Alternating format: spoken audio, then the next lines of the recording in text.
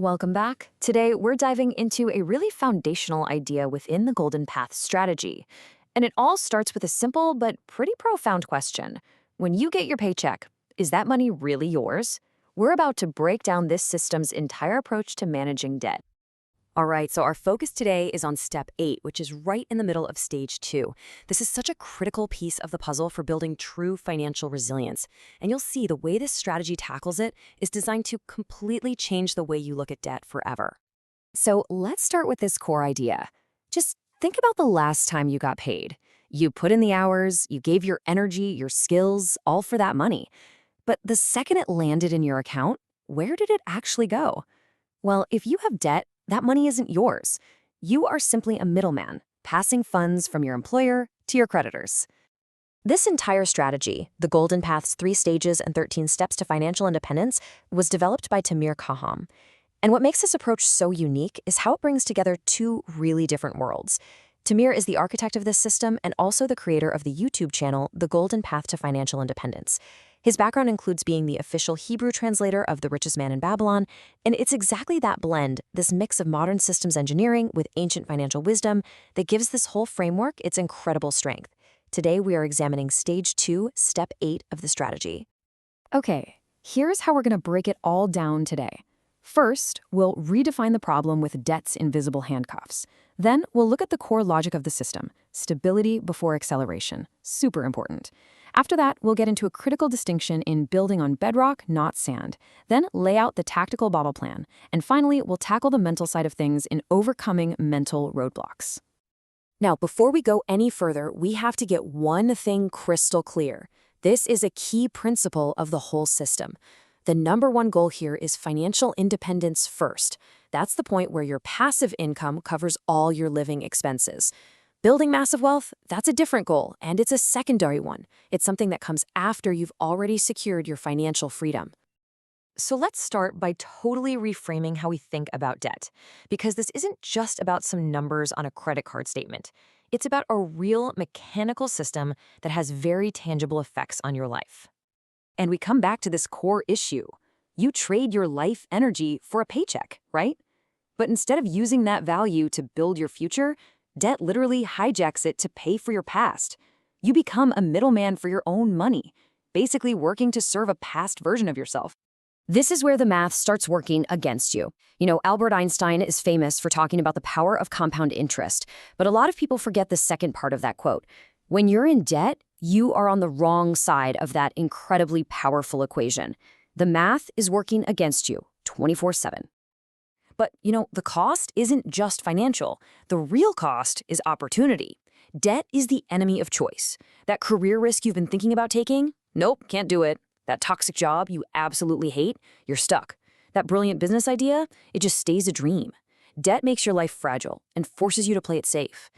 So you might be thinking, okay, if debt is that bad, why is getting rid of it step 8 and not, step 1? And that's a great question. It's a really critical design choice in this system, and it all boils down to a single engineering principle: stability before acceleration. See, trying to attack your debt before you have a solid emergency fund, which is step 7, is just a fundamental design flaw.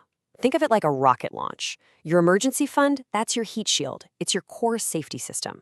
Getting rid of debt is like releasing the massive drag that's holding the rocket back. You just can't release that drag until your core systems are stable and safe. And when you look at the full strategy map, you can see exactly how this sequence works. Step 7, building that emergency fund, gives you a foundation of resilience. Without it, one unexpected car repair or medical bill could force you right back into debt, and the whole vicious cycle starts all over again. You have to establish stability first. Then you release the drag. Now, this strategy makes a really important distinction. It's not against all debt, just a specific kind. And the key is to understand the function of the debt inside your financial system. So on one hand, you have bad debt, which the system calls parasitic. This is debt for consumption, for stuff that loses value over time and just drains your future income. But on the other hand, you have good debt. This is strategic. It's used to buy assets that actually generate income for you. And the analogy here is just perfect. You cannot build a skyscraper on a foundation of sand. It's structurally impossible. Well, that parasitic, bad debt, that's sand. You have to clear it all away completely to get down to bedrock before you can even think about building your financial future. All right, so we've defined the problem, we've justified the sequence, now let's get into the how. It's time to look at the tactical battle plan for systematically wiping out that bad debt for good. So there are really two main proven methods here. First, you've got the snowball method. This one is all about psychology. You attack your smallest debt first, score a quick win, and use that feeling to build momentum. Then there's the avalanche method. This one is pure math. You attack the debt with the highest interest rate first, which saves you the most money in the long run. So, which one is better? Well, the system's recommendation here is super pragmatic. The best method is the one you will actually stick with. It's that simple. Consistent action is so much more powerful than a mathematically perfect plan on a spreadsheet that you just give up on. Now, before you even start, you're probably going to run into a couple of really common mental roadblocks. The good news is the strategy sees these coming and addresses them head on. First up is FOMO, the fear of missing out. You're going to think, hey, shouldn't I be investing this money instead? Okay, let's look at the math. Paying off a credit card with an 18% interest rate is a guaranteed, risk-free 18% return on your money. What investment out there can promise you that? The second roadblock is the lifestyle argument. Oh, I'll have no life if I have to cut back this much. But the lifestyle you're protecting is literally funded by debt. This is about a temporary contraction of your lifestyle for a lifetime of expansion and freedom. And of course, just a quick and important reminder, this content is strictly for educational purposes. It is not personalized financial advice. You are responsible for consulting with qualified professionals and for making your own decisions. Okay, let's wrap this up. Here are the key takeaways. First, debt isn't normal. Think of it as a pair of invisible handcuffs. Second, build your stability with that emergency fund before you attack the debt. Third, remember that paying off high-interest debt is the best guaranteed investment you can make. And finally, execution beats a perfect plan every single time. If you want to keep going with this, you can find the full podcast series by searching for Deep Dive Golden Path. And you should definitely subscribe to the YouTube channel, The Golden Path to Financial Independence, at Tamir Goldpath.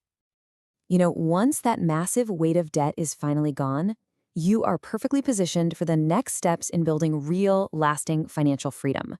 The only question left is, what are you going to build with it? Thanks for joining me.